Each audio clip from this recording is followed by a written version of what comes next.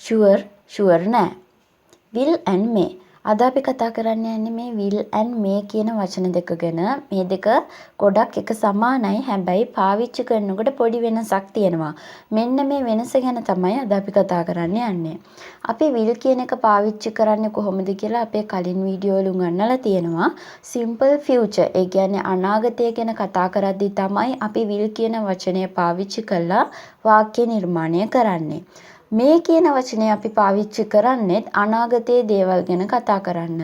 හැබැයි මේ දෙක අතර තියෙන ප්‍රධානම වෙනස තමයි will කියන වචනේ අපි පාවිච්චි කරන්නේ අනාගත දෙයක් ගැන කතා කරන්න. හැබැයි 90%ක්වත් ඒ දේ ගැන sure වෙන්න ඕනේ. 90%ක්වත් ඒ දේ ගැන ලොකු විශ්වාසයක් තියෙන්න ඕනේ. හැබැයි එහෙම විශ්වාසයක් නැතුව අපේ අනාගතයේ දේවල් ගැන කතා කරනවා නම් අන්න ඒ වෙලාවේදී අපි පාවිච්චි කරන්න ඕනේ මේ කියන වචනයයි.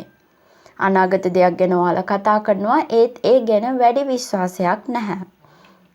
මම මෙතන දීලා තියෙනවා වාක්‍ය 4ක්. පළවෙනි වාක්‍යය තමයි he will come today. දෙවෙනි වාක්‍යය තමයි he may come today. මේ දෙකෙන්ම කියවෙන්නේ එකම අර්ථයක්. ඔහු අද එයි.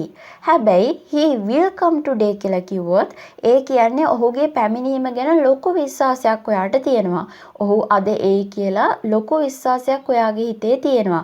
90%ක්ම ඔයාට ඒ බව විශ්වාසයි.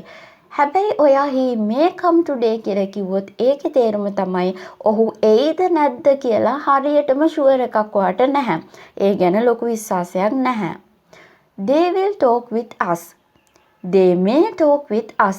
මේ දෙකෙන්ම කියවෙන්නේ එකම තේරුම ඕන අපි එක්ක කතා කරයි. හැබැයි they will talk with us කියලා කිව්වොත් ඔයාට 90%ක්ම විශ්වාසයි ඔවුන් අපි එක්ක කතා කරයි කියන එක. හැබැයි they may talk with us කියලා කියන්නේ ඔයාට ලොකු විශ්වාසයක් නැහැ ඕන් අපි එක්ක කතා කරයි කියලා. සමහර විට යාලා අපිත් එක්ක කතා කරයි කියන අර්ථයෙන් ඔයා මේ කියන එක පාවිච්චි කරලා තියෙනවා මෙතනදී. දැන් ඔයාලට තේරෙන්නම ඇති 90%ක්ම අනාගතයේ කතා කරන දේ ගැන විශ්වාසයක් තියෙනවා නම් අපි will පාවිච්චි කරනවා. ඒ විදිහේ ලොකු විශ්වාසයක් නැත්නම් අපි පාවිච්චි කරන්නේ මේ කියන වචනයයි. ඊළඟට මේ කියන වචනේ අපි පාවිච්චි කරනවා කාලගුණය ගැන කතා කරන්න. මොකක්ද මේකට හේතුව? දැන් කාලගුණය කියන දේ කොහොම වෙනස් වෙනවද කියලා අපිට කොහොමදවත් ෂුවර් කරන්න බෑ. කාලගුණය ගැන කිසිම විශ්වාසයක් අපිට තියන්න බෑ. මේ හේතුව මත කාලගුණය ගැන මොන දේ ඔයාලා කතා කරත් ඔයාලට එතනදී පාවිච්චි කරන්න